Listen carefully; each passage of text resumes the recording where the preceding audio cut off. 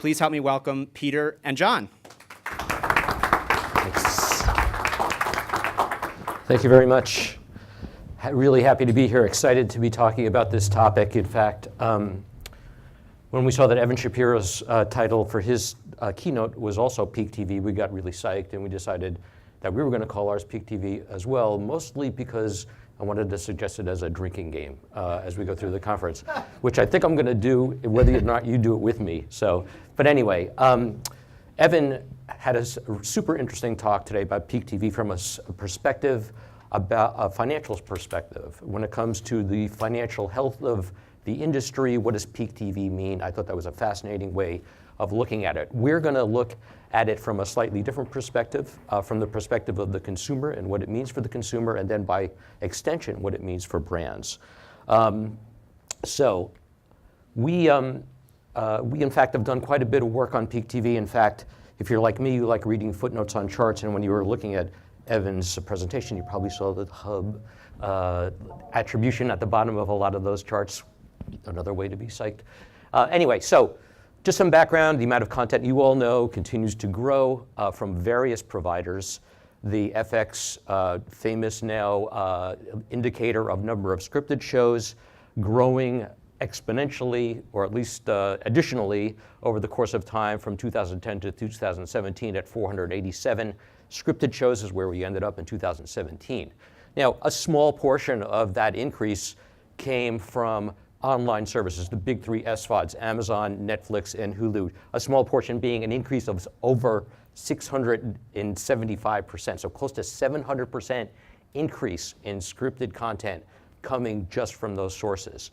So lots of shows to choose from. So what does that mean from a consumer perspective when it comes to those types of services? Well, what we found in the research that we've done dating back to 2013 is that people are adopting more and more multiple SVODs. And again, when we're talking about SVODs, in this context, we're talking about Amazon, Hulu, and Netflix. So back in 2013, 66% of people had only one. Today, 47% have only one, so it's gone down. And in fact, in 2017, there are more people who have multiple SVODs than have only one. 53% have more than one. Only 47% have one. So people are adopting those SVODs in large part because of those originals to watch those original shows. So lots of shows, lots of ways to watch it. What's not to like, right? I mean, it's all good, isn't it? Well, when you ask people what they think about the proliferation of shows and how they feel about the number of shows that are out there today, you find that about a third of people, 35% of people, believe that there are just too many shows to choose from. This is a question that we ran for a study that we did for Variety that Andrew Wallenstein wrote about. So 35% of people feel that there are too many shows right now, over a third of people. And what's interesting too is that when you look at the people who have Netflix, almost 40% of those people feel that there's too many shows. So here's a situation where people are adopting these platforms to watch these shows, but then all of a sudden they realize, there's a little bit too much out there for me to watch. Maybe I want to think about this again. So we've got this dilemma where there's more shows, more quality shows to watch, the same essential amount of time to watch those shows, and people are starting to feel overwhelmed with choice. So what does that mean when it comes to how people navigate? We've done a lot of work on how people discover shows. We've done a lot of work on how people decide to sample a show or not. And one of the things that we're going to look at in this particular presentation is how the network brand plays into that equation, how people use the network brand or not as a way to decide what shows that they're going to watch. So we asked this question. We asked people, how much of a difference does the network play in whether you're going to watch a show or try a show or not? And we gave them a 1 to 10 scale, and the red circle are the people who are at the end of the scale that says, it makes no difference to me, the network. I don't care about the network. I just care about the show. The 21% on this other side says, it makes a lot of difference to me. So the bulk of people are at the lower end of the scale saying, I don't care about the network. I'm going to watch the show regardless of network. In fact, 23% of people gave the very, very lowest rating on this scale, which was it makes no difference at all. A quarter of people say network brand makes no difference when I decide to watch a show. So that's the news. So brand makes no difference. Thank you very much for coming. That's good news, right? Think of all the brand positioning dollars you can save, because it really doesn't matter for people. So wait a minute, hold on here.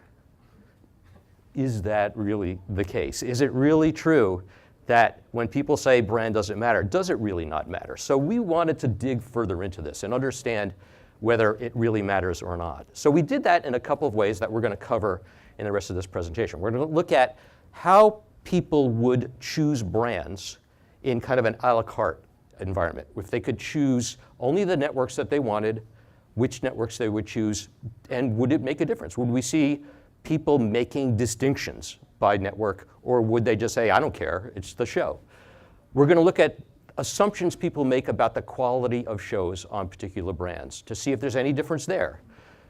Then we're going to look at what we call the Netflix effect. The Netflix effect being when a show is licensed to Netflix, do people really know what the original brand was if they're watching it on Netflix or they're watching it on Amazon, for example? Do they make the connection between the brand or the original brand and the show itself when it's on that platform? And then what does it all mean? What are the implications? So brands and choice. We did an exercise in one of our syndicated studies where we asked people to build your own network. So here we gave people 52 different television networks. And we told them, if you had your druthers, don't even think about price right now. If you had your druthers, which brands, which networks would you want to have in your package? Now, we included SVODs in this as brands because of their original content. So they picked from the list, they created their bundle, they could choose as many as they wanted in the first question. And then in the second question, in the second pass, we did this again, and we assigned prices to the networks. And the prices we assigned, we could argue all day long on what the prices were and how we picked them and whether they're appropriate or not. In a nutshell, sports networks cost more, basic cable networks cost less. So we kind of had a sliding scale of that. We used like Moffett-Nathanson data to kind of come up with some straw man for what those prices should be. But the bottom line here is not so much what those prices were, but what happens when price is assigned to those networks. So here's what we found when people picked without price included. So these are the top 10 out of the 52 networks that people said, I would want those networks in my bundle if I could choose. Broadcast networks play a big part in this list, ABC, CBS, Fox, NBC. But then you've got Netflix at number 5. So the top 5 includes an SVOD if they could choose any. And then it goes down from there. But what's interesting here, what's important here is that brands don't matter. Well, I guess they do, because I'm making some choices here. I'm making some choices on things to include and things not to include. The average number of networks they had in their bundle was 18.8 that they picked, and that's without price. So that's what they would want out of the 52. So what happens when we put price into the equation? Well, the number of networks in their package drops to 8.8. Now that's no huge surprise. You'd expect that when people are now all of a sudden having to think about what this is going to cost me, they drop it down to 8.8. The percentage picking each network goes down from the previous chart. But also fascinating here is that Netflix, which was down here on the previous chart, is now number 1. That's the number one source that they would want if they could choose any one network they want with a price attached. And then we've got, again, broadcast networks, HBO, Amazon Video makes the list, Hulu makes the list, potentially because of the aggregated content. But again, coming back to the horse I'm beating here, and that is that people do make distinctions rather than feel that these networks don't matter. They do have choices. And Netflix goes to the top.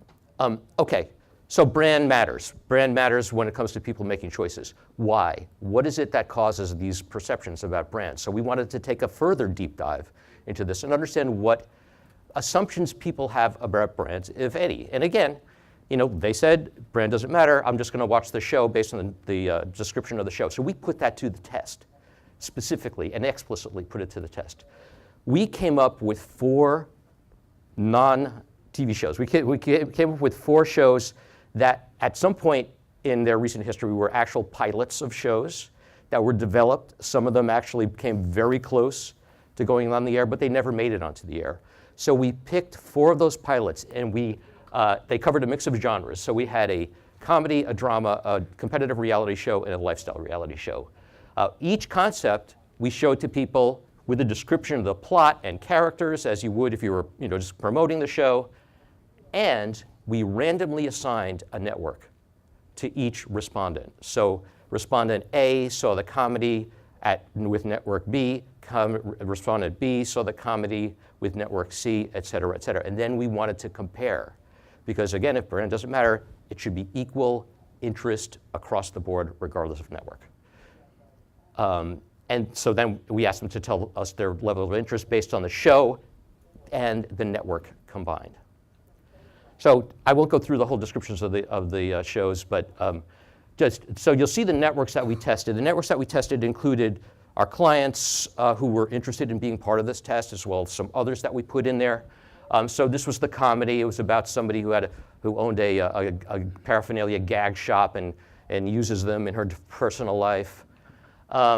There's kind of a dark drama show, New York Detective, whose work takes a toll on his personal life. You see the networks we chose for that. The competition reality was kind of almost like a trek across the country to complete missions, and viewers could interact with it. That was the competitive reality show.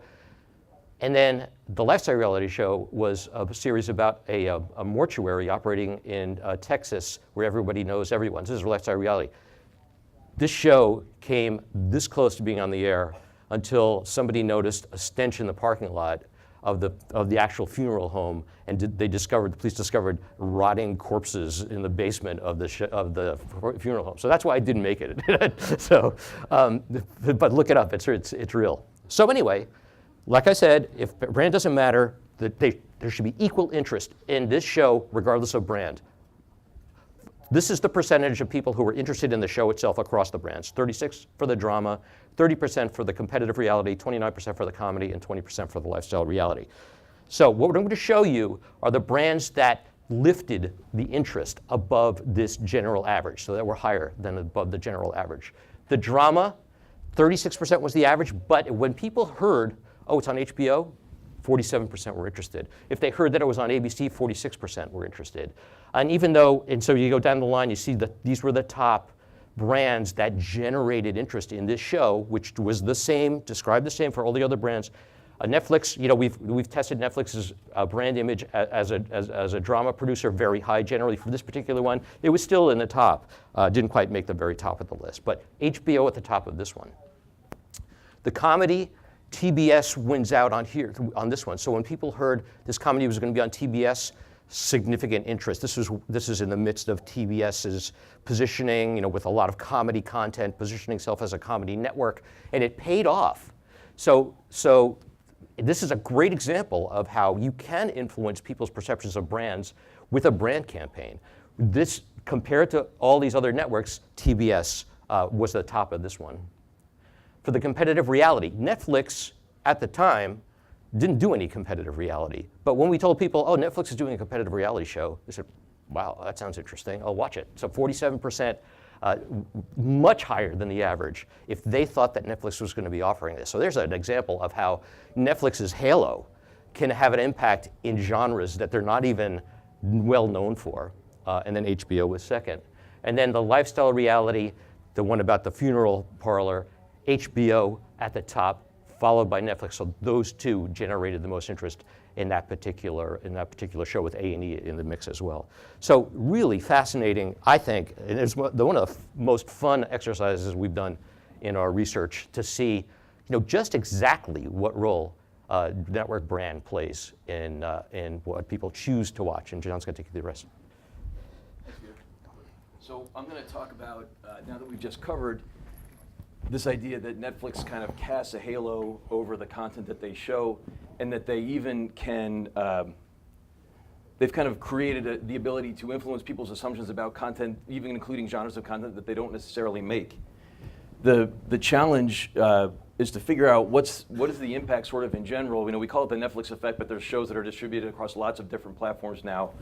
what's the impact of having the same shows available from more than one outlet? So we wanted to dig into that a bit and see what is what's the balance of the risk maybe that networks are taking or companies are taking from licensing to Netflix versus keeping streaming rights for themselves. The way that we did this is we came up with a list of 32 shows. There was a mix of current shows that are still on the air, that are in season with new episodes available at the time.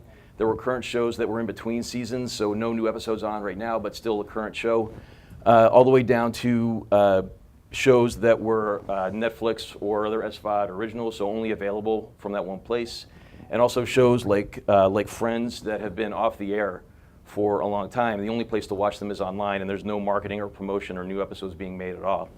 So that's the list here. The size of the text is just how many people said that that's a show that they watched. But here's the exercise that we did. We showed them this list. We said, which of those shows have you watched? If someone said they watched one of them, we said, how did you watch it? They could choose live TV, DVR, VOD, Netflix, Hulu, what have you.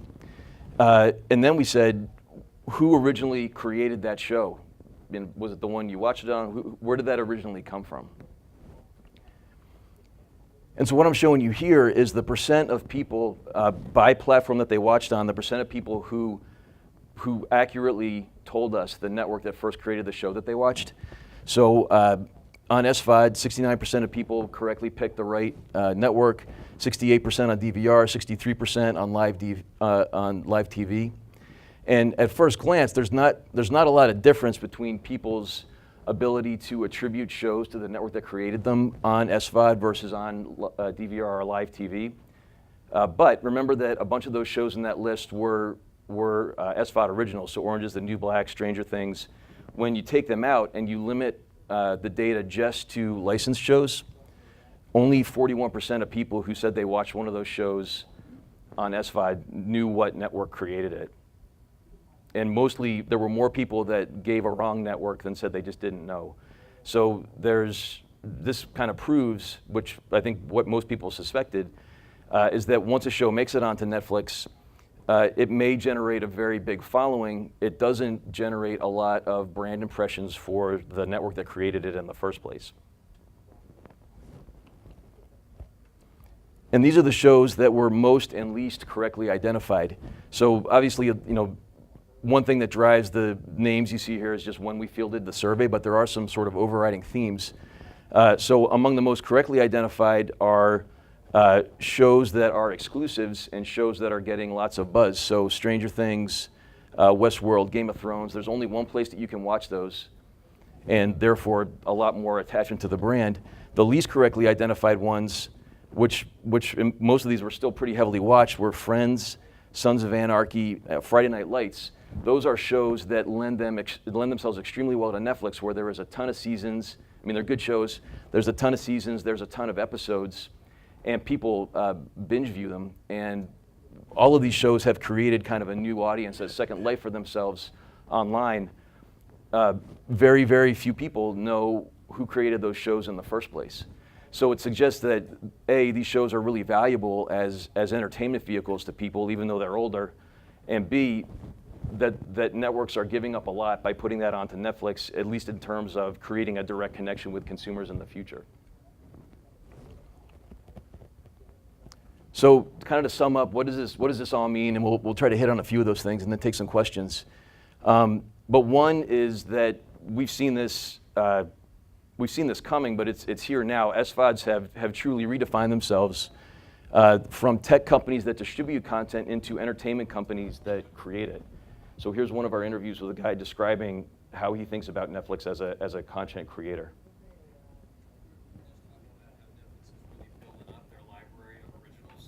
Can you turn the volume up?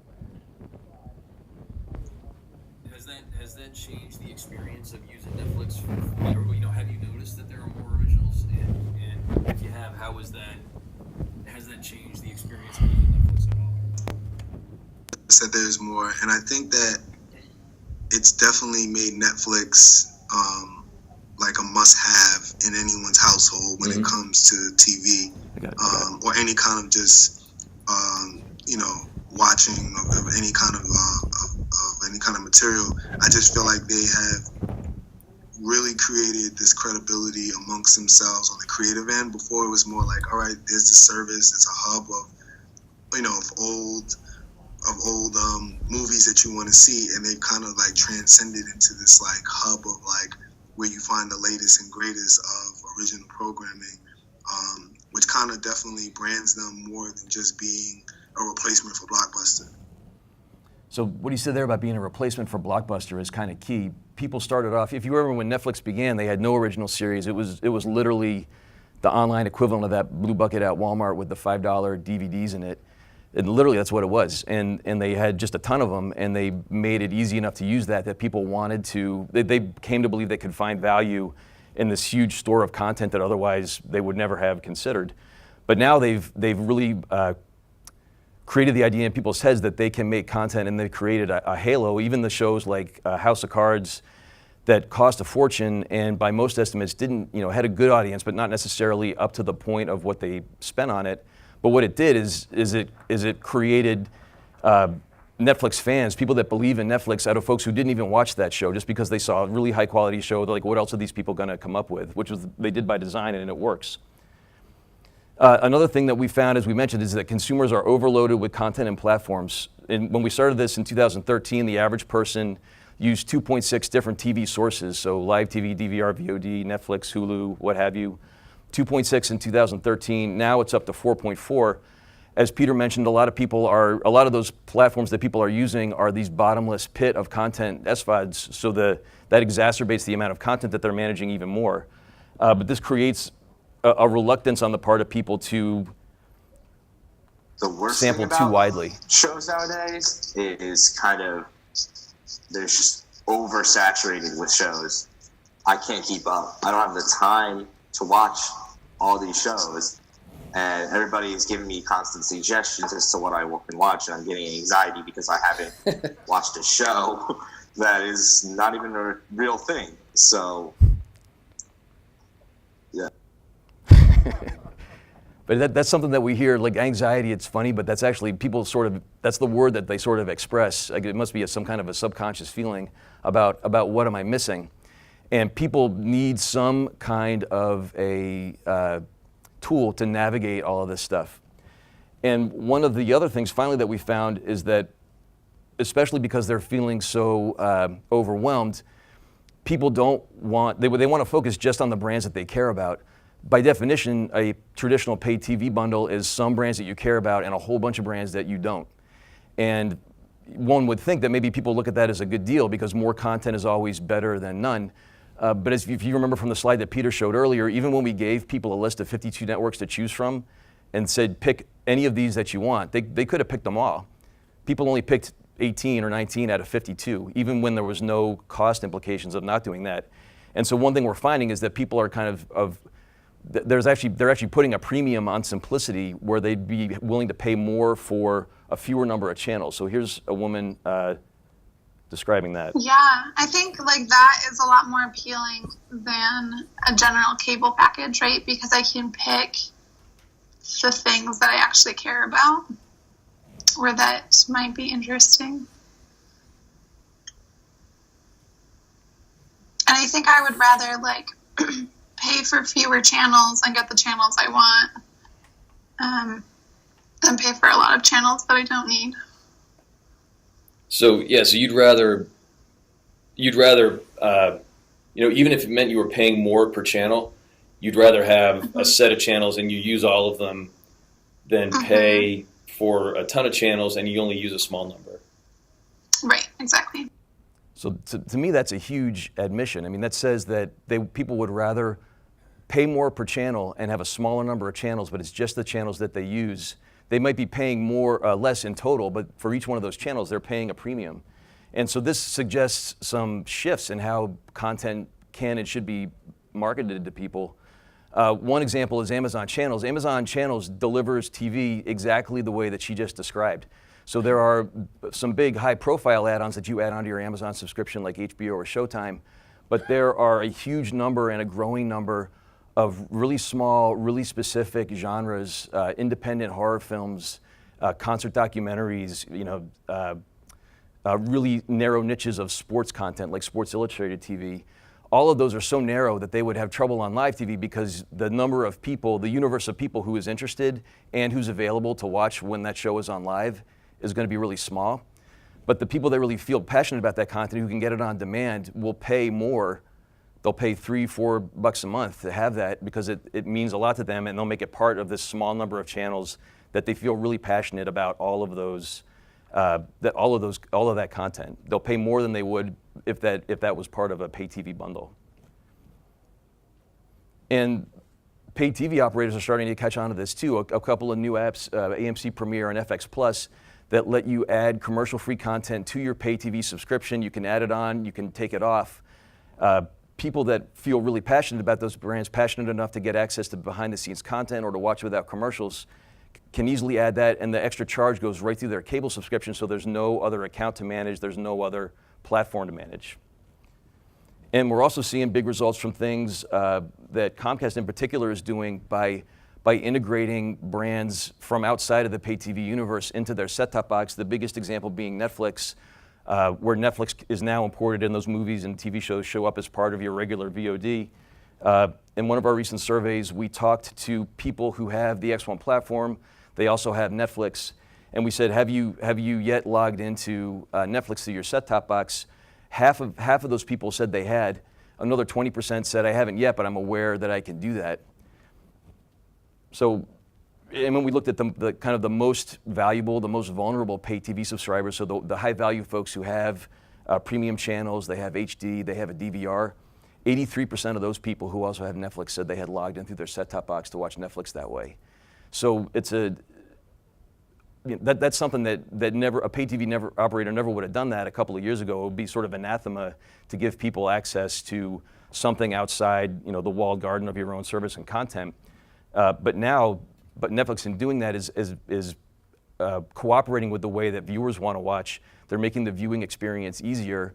And when someone goes out to Netflix to watch through the Comcast box, they're not then immediately escaping into the Netflix universe where they're being fed another series and another series and another series. Comcast is keeping itself kind of at the center of how TV content gets chosen and distributed. So we think that's a really smart move, but it's giving people access to the brands that they want and the brands that they care about easily without it making them sift through lots of other stuff on the edges. So that's the end of our deck. This deck will be available, I think, through the conference folks when we're finished, if you guys have any. So we'll be around for the rest of the conference if you have any other questions, and thanks everybody for coming. Thank you.